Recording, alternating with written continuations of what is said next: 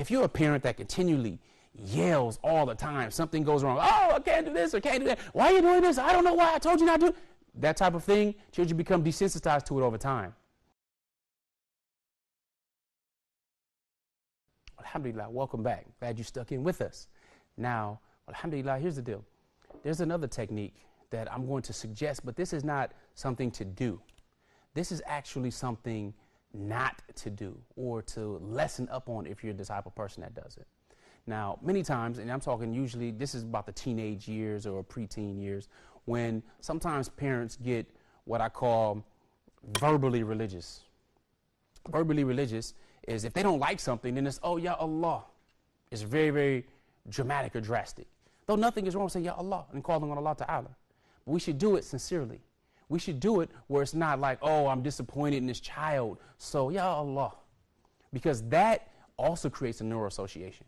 So now when your child hears Ya Allah, they think about a mother not liking something, and we don't want to do that. We don't want to have anything that when it comes to Islam, your children don't like. We don't want to have it something where, now, mind you, children are going to be children. So I'm not just talking about generally, but I'm talking about something where we as parents are inputting something wrong. Okay, for example, my wife had a conversation with a sister, and someone asked the sister, she said, a non-Muslim, she asked, you know, do you like wearing that, on your head? And the sister responded really quickly without thinking. She said, no, I hate wearing this on my head, but we have to do it. We're Muslims, and we go out and we cover and stuff, and, we respect it, but I hate to wear it.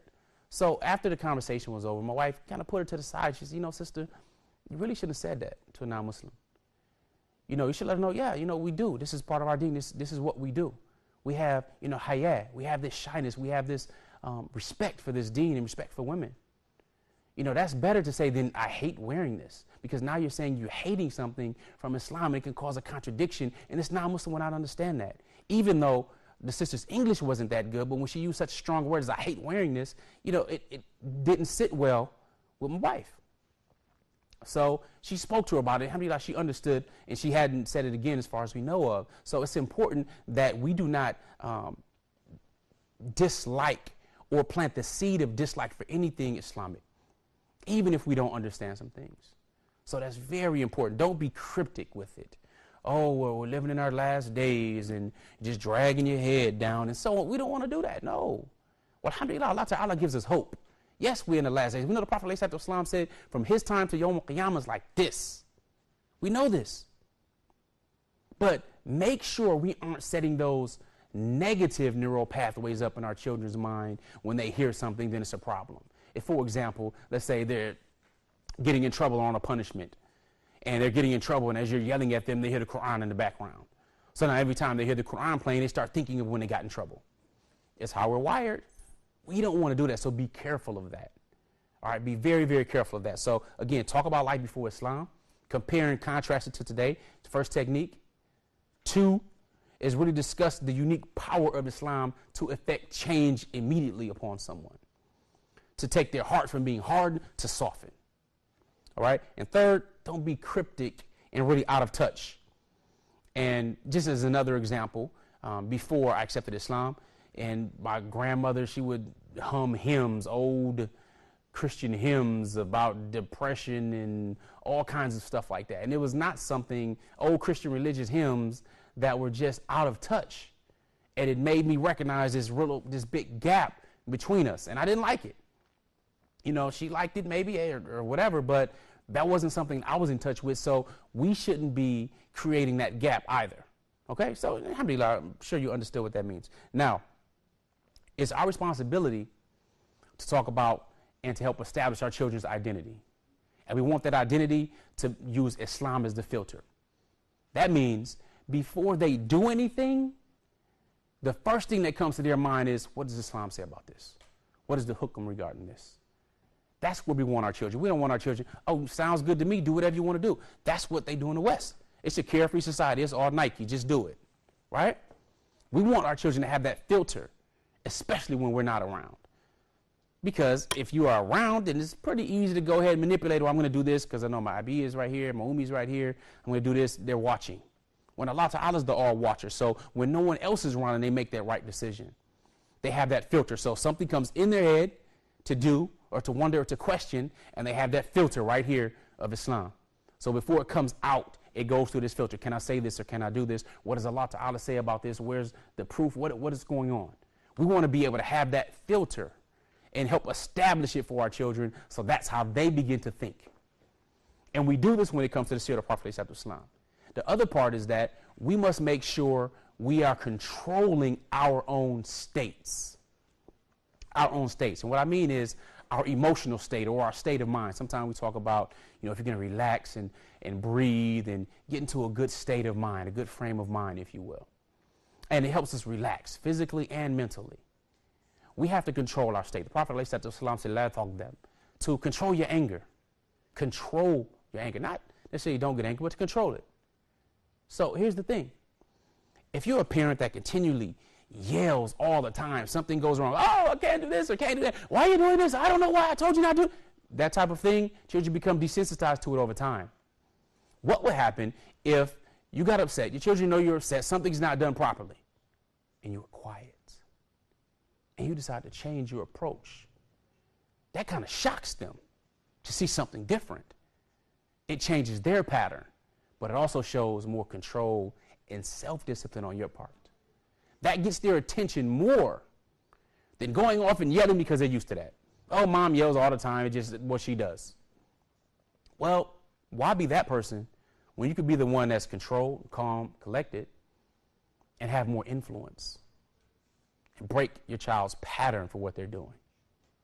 It's amazing how that works, because when someone does something so many times, we begin to expect that of them.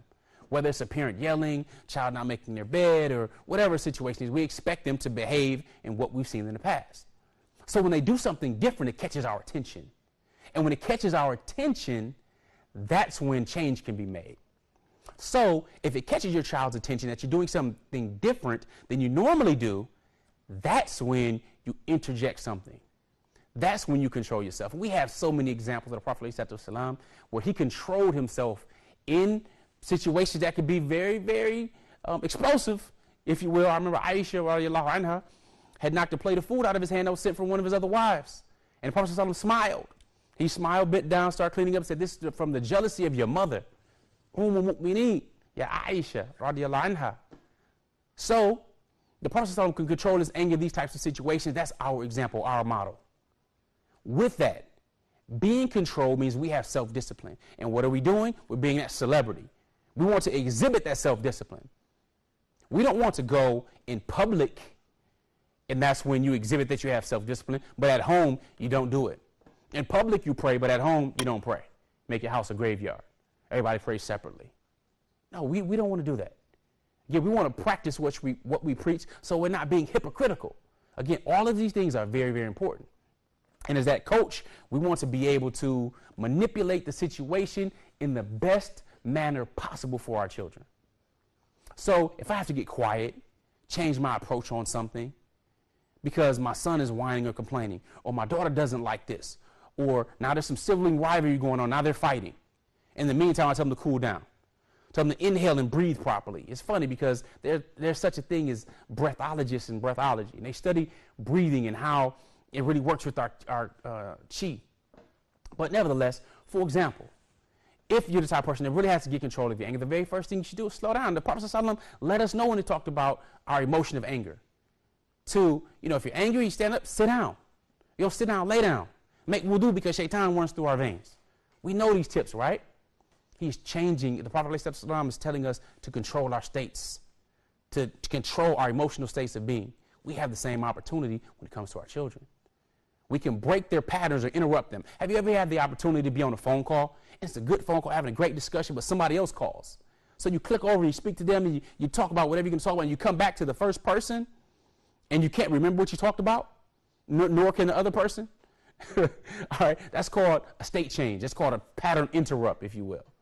That means something happened and interrupted your pattern. You forgot. Well, we can utilize the same thing with our own behavior and others. So influencing our children doesn't have to be so crazy. Now, if you're the type of individual like myself, I'm rather calm and cool. I don't really raise my voice often. But if I do raise my voice and, I'm at home raising my voice to my children, it gets taken very seriously. I usually just have to give a look. And some of you know what I'm talking about. You give a look to your child, and that's enough. See, when you set standards and expectations, and we're going to be talking about that in different episodes, how to actually do it. But when you set certain standards, your children will test you. They will try to go up past it. They will go over it. If you set a line in the sand, they'll try to step on it. They'll go over it. They'll tap dance. They'll moonwalk on it. They'll do a lot of stuff. Well, we want to be able to set standards so that they're strong. So we want to have these standards there that, my children don't talk back to me. They don't talk back at home. That's uncommon. So if they see some of their friends or other people in other people's homes, they have different standards. They might argue with their child to do something. And if I ask my children, say, I need you to get this for me. Please bring that here. They go do it. So they were laughing one time. They were discussing amongst themselves. I heard my daughters talking about one of their friends, and the mother asked them to do something, and the child said, just wait a second, I'm doing this, and blah, blah, blah. And they looked like, oh, my goodness, are you serious? Did you just talk back to your mother? Different sets of standards. It's easier and best to set standards while they're young so they know where they are, don't come near them, or get corrected when they come near them as they get older.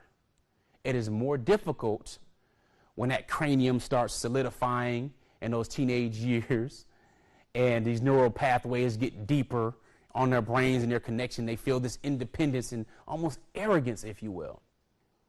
Now, of course, we talked and discussed on different strategies, how to break their pattern, keep your state, and practice these different tools. Well, the question is, going to the next section, what are we going to do about our beliefs, our values, and our references? We're going to put that all together for you to help you become an outstanding Muslim parent. And we're very excited about it, alhamdulillah, because these tools are needed more now than ever. Think about it. When was the last time, has it ever happened when you were a child, your parents pulled over to make a phone call on a cell phone? Probably not, didn't have cell phones. Or recording television channels and satellite channels from all over the world, pausing it, catching it when they're there, or going right online and watching replays of it. We didn't have that. It was bad enough with the technology we had at the time, but the instant gratification and access to anything, and cleaning browser histories and hiding it from parents and putting it under different passcodes and accounts. It's amazing. So it's important that we help reveal this information to you and different strategies. And inshallah ta'ala, you benefited today from the information that you got. Again, remember that a wish changes nothing, but a decision changes everything. So take action on this information as soon as you can. We appreciate you tuning in. Jazakumullahu khair. Wassalamu alaikum wa rahmatullahi wa barakatuh. It's Nazir bin Nasib signing off. Masalama. Assalamu alaikum. Peace. I'm Coach Nazir. And I'm Coach Fatima. And I'm Coach Nyla. And we are the founders of Outstanding Muslim Parents. I want to introduce you to something that you may be interested in because you seem like a proactive parent already just by the video we interrupted. All right. And that's called the OMP Inner Circle. That's where we all train deep dive into parenting. So whether that's the first stage of children up to 7 years old, or 8 to preteen in the second stage, or of course the teenagers and young adults in the third stage, we deep dive with the 3 C's as well as the 3 E's. So what our members get every single month, all of our students, they get brand new training every single week. That includes downloadable audios, downloadable worksheets, so you can deep dive into it. And of course, you have our personal email addresses as well. However, every single month, we have a live Q&A for all of our students. So we go to answer the questions or deal with different challenges and things that they may be dealing with parenting, because we know it's an ongoing struggle. Just us, here being parents of 12 children. Right. Okay. So with that being said, I want to congratulate you on being proactive. And make sure you click the link below in the description, and we'll let you get back to the video. Assalamu alaikum. Peace. Peace.